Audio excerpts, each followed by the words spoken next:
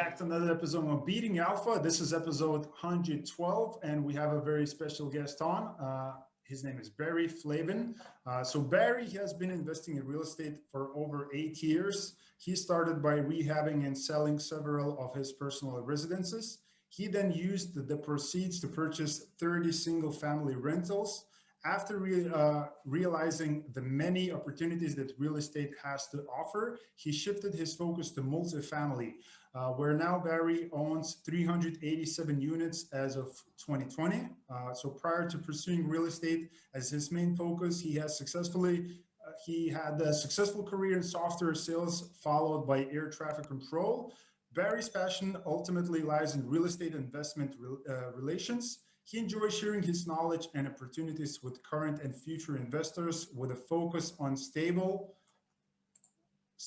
and reliable returns while creating long-lasting relationships. Barry graduated from Western Michigan University in 2005.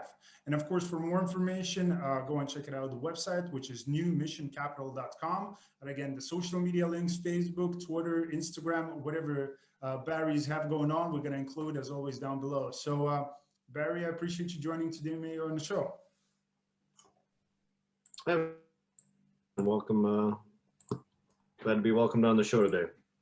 Thank you. So, okay, so let's go back kind of to the beginning stages, and I think that will give us kind of a good start, to kind of understand where you're coming from. And again, you mentioned that like the first investment or first kind of interaction with the real estate was like 8 years ago. So can you talk about that process? How did that happen? I mean, how did you came across real estate investing? Yeah, so for myself, it was kind of an accidental start to real estate investing. Me and my wife, we never set out with intentions of purchasing properties to rehab them for a profit, but we just happened to, I guess, time to market right. We bought our first home, personal residence, in 2006. And I think if you could have picked the worst day to buy a house, that was probably it prior to the housing crash.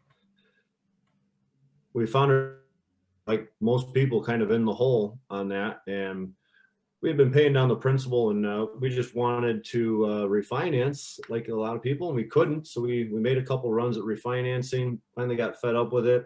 Didn't want to be in that house anymore. It was fine, but wanted to be in a different location. So we sold that house, took a big loss on it, moved about 10 minutes down the road, and we bought a property that had been just kind of neglected over the years, and we fixed that up, and we ended up selling that property and making a pretty good profit off it. And then we moved again after a few years, and kind of the same process repeated itself. And then we found ourselves with a kind of a surplus of cash and started to realize the advantages of real estate, and had a really good friend of mine that was working at air traffic control job with me at the time, and he was kind of building his portfolio from the ground up, and had started a property management company when he got to about 50 doors. So I went to my good friend Josh Sterling, and now a partner, and I asked him, I said, Josh, how do I take these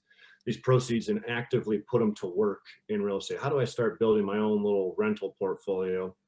So we kind of walked through the process of how do we evaluate single family homes, identify opportunities, and run the numbers, and then how do we execute on it? How do we start to buy these properties, fix them up, rehab them, rent them out, go to the bank and take a portfolio loan to them and refinance, pull the cash out, and continue to recycle that capital. And quickly did so, and just quickly got addicted, saw the opportunity there, and we bought our first 18 rental properties in 17 months. So we were quickly hooked, and kind of the rest is history. And then made the jump from there into multifamily.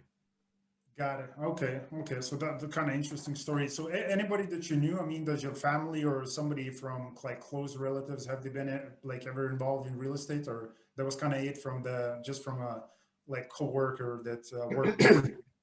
Yeah, coworker and good friend of mine. I just saw that he was putting in the work and had a strategy behind it, and just put the processes and procedures in place. And I'm a big fan of not reinventing the wheel. So I say, hey, it's working. Let's jump on this train and see what we can do with this.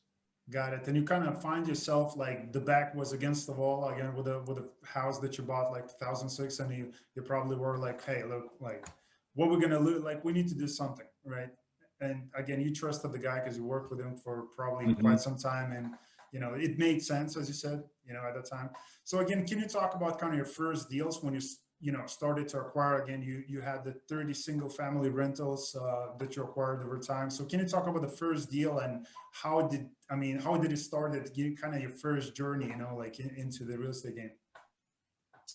Now, are you speaking specifically to the family rental homes? Yeah, just a single family.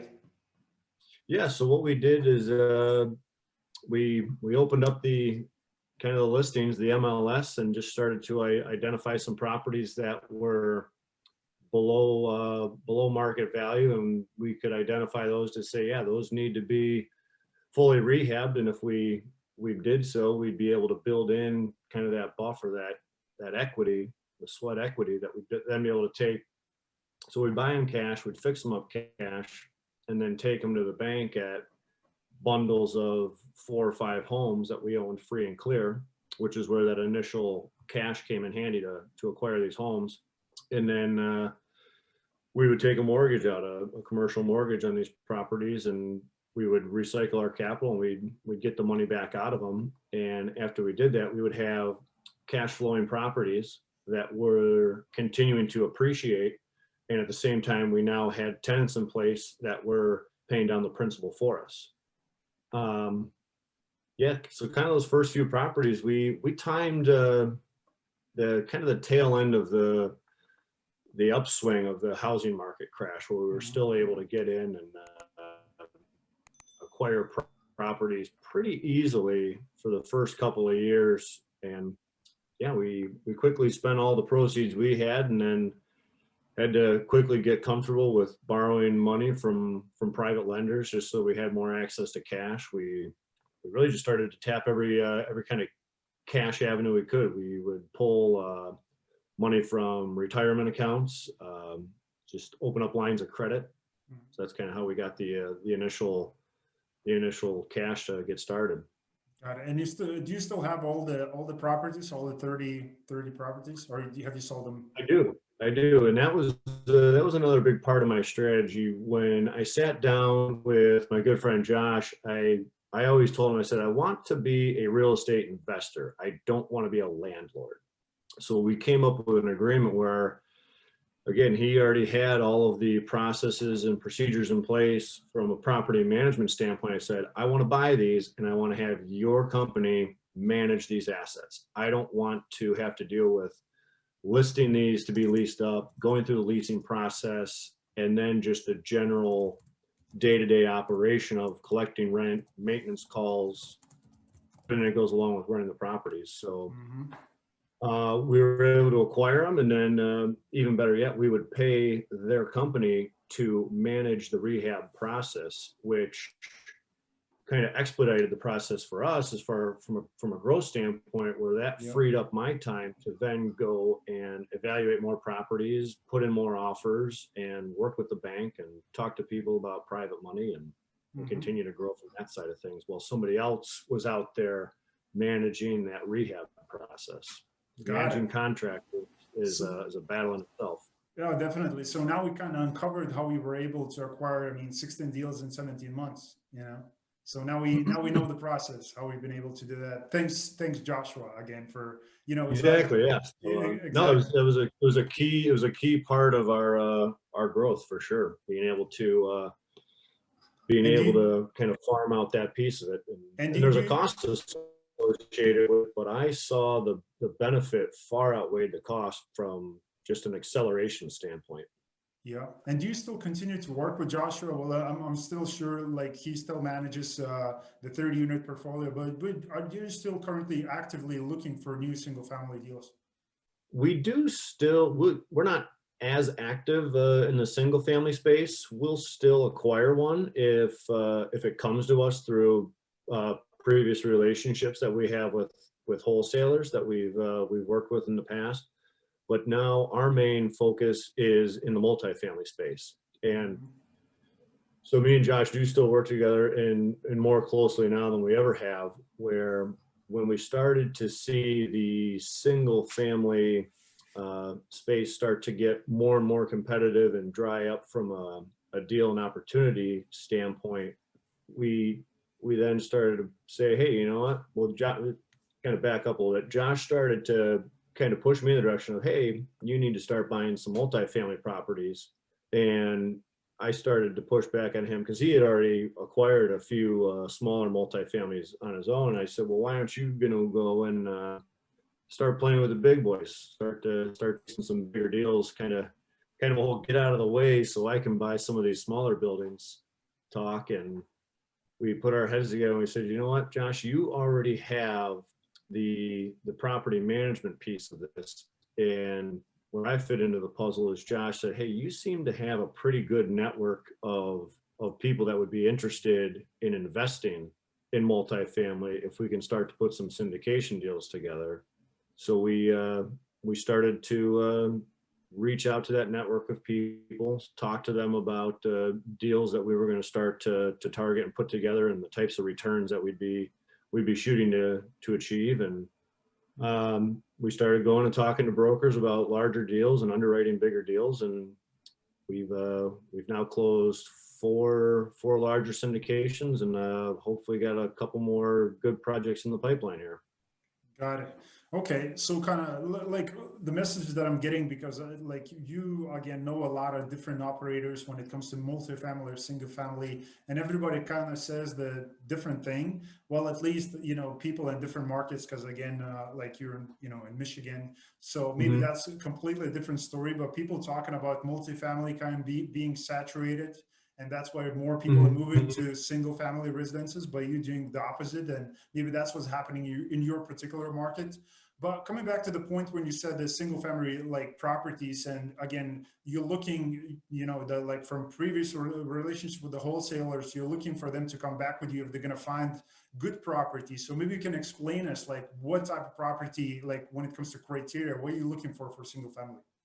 Yeah, so for a single family home, we would typically target something, and we're going to be able to, to give you a specific example, in the Metro Detroit area here, in the neighborhood, every neighborhood's a little different, obviously, but the ones that we target are stuff that if we can acquire it and acquire it cash, maybe fix it up a little bit, add enough value to it that when we do go to refinance that with the bank, that we can pull out all of our capital, or at least the majority of it, and then have a property that's, again, cash flowing.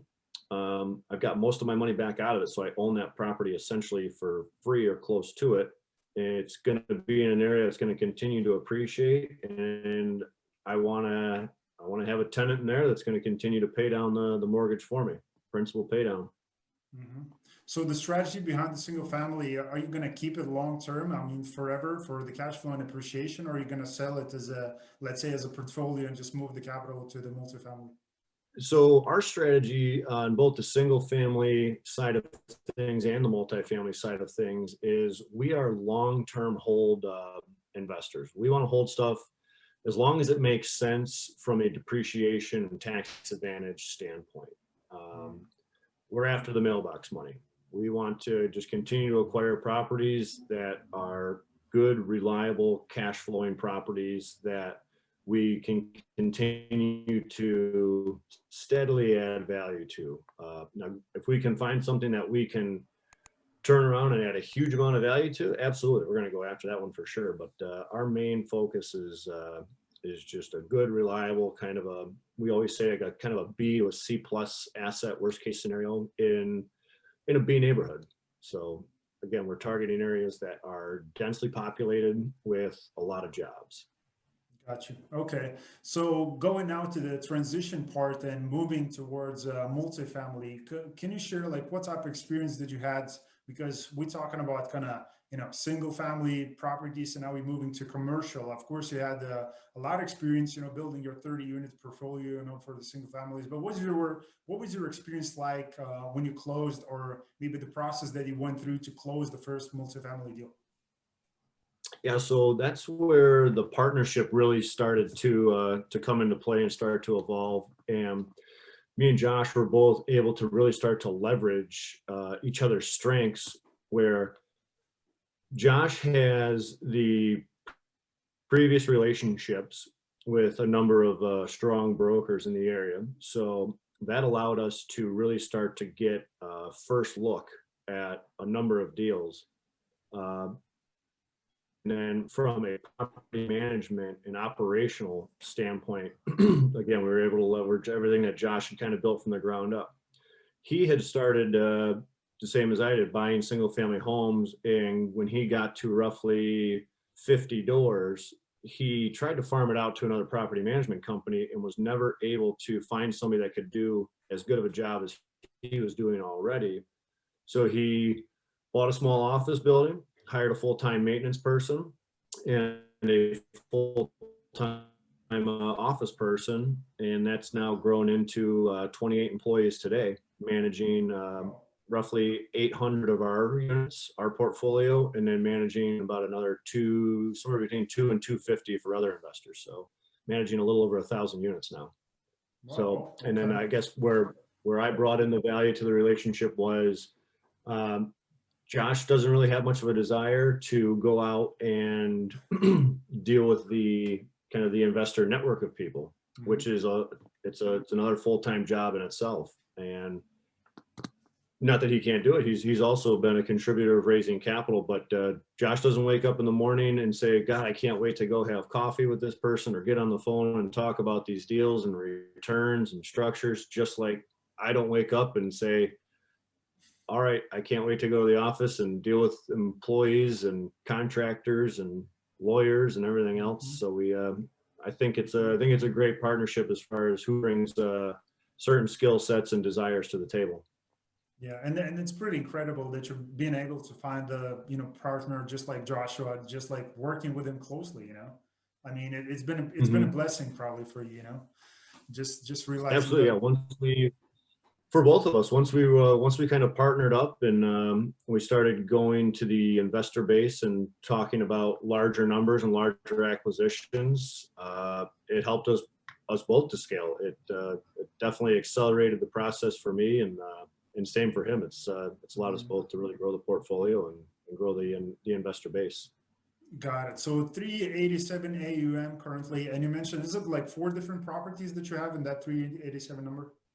Yeah, so for that number for me, that's 4 different syndications that that I have a controlling interest in, and then the 30 single family homes. Okay. So the single family kind of adds to the, and that's all been like, so you closed the four deals. Well, you've been a GP in all of them, in the 4, right? Yes. Okay, and so that's all happened 2020 this year. No, that did not all happen this year. That's happened. So I bought my first rental property, my first single family home in September of 2016. So for me personally, that journey's taken 4 years to grow that portfolio. Yeah, and the multifamily, when did you get involved with it? I personally really started to focus on the investor side and the syndication side about little over 2 years ago. Okay, got it. So let's talk about multifamily, because you mentioned that kind of you're looking for those BC type of, apartments in kind of B type of areas. So can you talk maybe more, if we're going to kind of your underwriting criteria, and specifically maybe a little bit more in details, what are you currently looking for? Yeah, so the properties that we're targeting, again, I said, so in a perfect world, we can find a kind of a B class, maybe worst case scenario, C plus type of an asset where, when I say that, it's typically something that's going to be built anywhere from, say, the 70s to maybe the 90s, and it's still in good enough shape. It's probably not the newest and shiniest apartment complex out there, but it's generally kept in pretty good condition. And we love to find stuff that has been just mismanaged. And they're a larger company, and it's just always kind of run for them. They never really pushed the rents there. Or we had a scenario where we acquired a property from the original builder. They were good builders, but they were not good property managers. So we're able to raise the rents. But ultimately, when we're underwriting these properties, we are trying to find deals that we can get our investors an average annual return of 16, 18% average annual return. It's going to come in two forms. That's going to come in the cash returns that they'll get annually. We do quarterly distributions for all the investors. And we're generally going to try and find something that can achieve the low end 6% cash return. 6 to 8% is where we typically are targeting a property. And then the remainder, that other, say, 6 to 8% or more, will come at the time of a refinance. And I think where we might differ from some people, that when another part of our target strategy is we want to find stuff that we can add enough value to and then say in the near term, 3 to 5 years, where we can go in operationally, we can clean this thing up from a property management side of things. And then we can also figure out a way to increase that revenue, increase the value of the building, which ultimately you got to raise rents. So how are we going to do that? We're going to do that by hopefully finding stuff, the easy low hanging fruit is stuff that's been mismanaged. People that have just never sent out rent increases, or they've been such bad managers and haven't taken care of the property that if they sent out the rent increases, the people wouldn't stay. Or we're going to go in and we're going to clean up the property, start rehabbing units, and achieve the rent increases that way. So then when we do that refinance, hopefully within 3 years, we'll return as much capital back to the investors as we possibly can, and we keep those investors in the deal. So they retain their same percentage of ownership that they initially invested at. And in a perfect world, we give them back all their capital after 3 to 5 years. And again, we want to keep that property for long-term cash flow. And then we take that money and roll it into the next project, hopefully. Got it. So again, for the operators who are watching this interview, and again, maybe they have a 4-unit or 8-plex or 16-unit deal, like what type of value add strategies that you can recommend for people? Maybe something from creative side. One that we had a pretty good success rate with on our first large syndication, it was a 144-unit complex, and at the time we acquired it, their water bills were just sky high.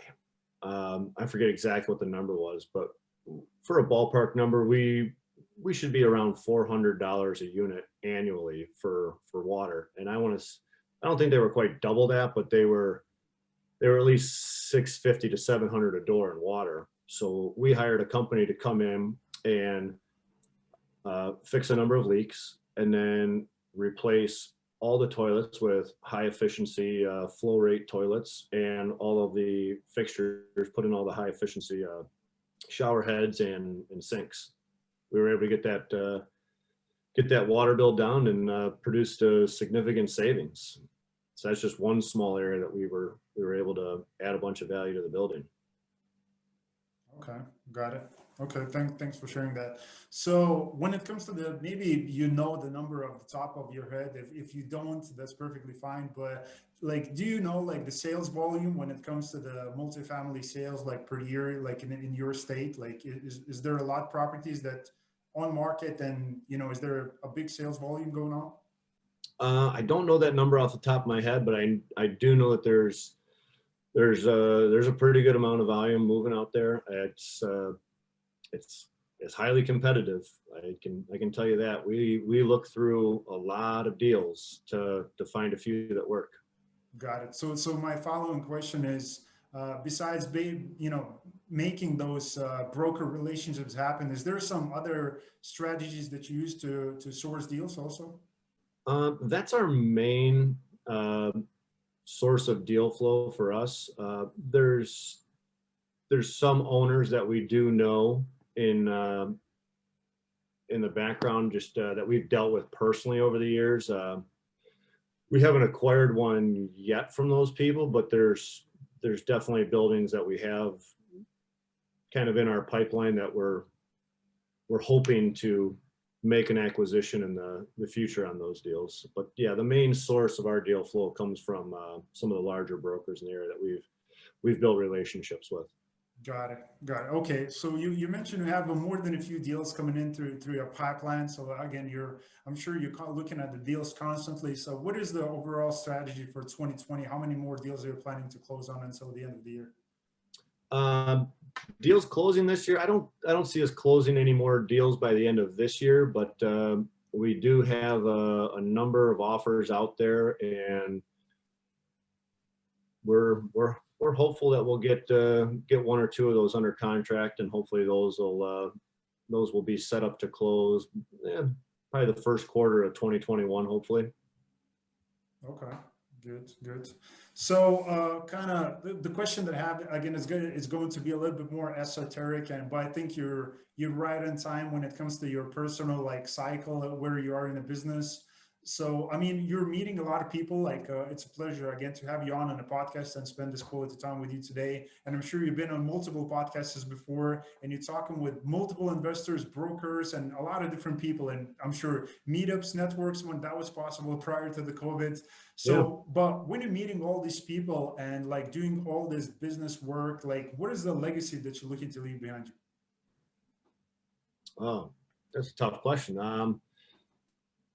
I don't know. I don't really look at it from a legacy standpoint. I just, I don't know. It's one of those things. It's just, I enjoy what we do, and I guess we just strive to be consistent and deliver what we tell folks we're going to do. From telling a broker that, hey, we're going to put this under contract and we're going to close this deal, to the investors that we speak with, guys, we're going to achieve these types of returns and milestones, and do everything we can to achieve those targets and hit those goals. Got it. Beautiful. Okay, thanks for sharing that. So again, you mentioned like you have the website coming up. So kind of my last question, what will be kind of the main platforms for people to get in contact with you if they're looking to kind of explore what type of deals they have, and they have any interest in investing with you, like passively, let's say, in some of the deals? Yeah, if anybody's ever looking to get in touch with us, the easiest place to start is newmissioncapital.com. And then if anybody ever wants to get a hold of me directly, feel free to email me. It's just Barry, BARRY, at newmissioncapital.com. Got it. And of course, those links are going to be down below for you guys and girls to follow. So make sure to get in contact with Barry. Ask the questions that I want to find answers to, because again, this man, as you see, he's available. I mean, so it's a pleasure definitely to be talking with you today. And thanks for providing all the value, tips, strategies, and your personal reasons why you're investing in multifamily and you moved away a little bit from single family. So it's really cool. I really appreciate your time today, Barry. Thank you. Absolutely. Yeah. Thanks for having me on. Really appreciate it. Good talking with you. That's no problem. So guys and girls, just one thing that I wanted to ask you before you're going to go. If you pass along this episode, just share with a friend of yours who always talks about real estate investing but never pulls the trigger. I'm sure this episode is going to be really valuable for that person. There's a lot of great tips, strategies, motivation, inspiration, and make sure to do so. Again, Barry, appreciate you being today on episode. And as always, I will see you next time. Thanks for watching.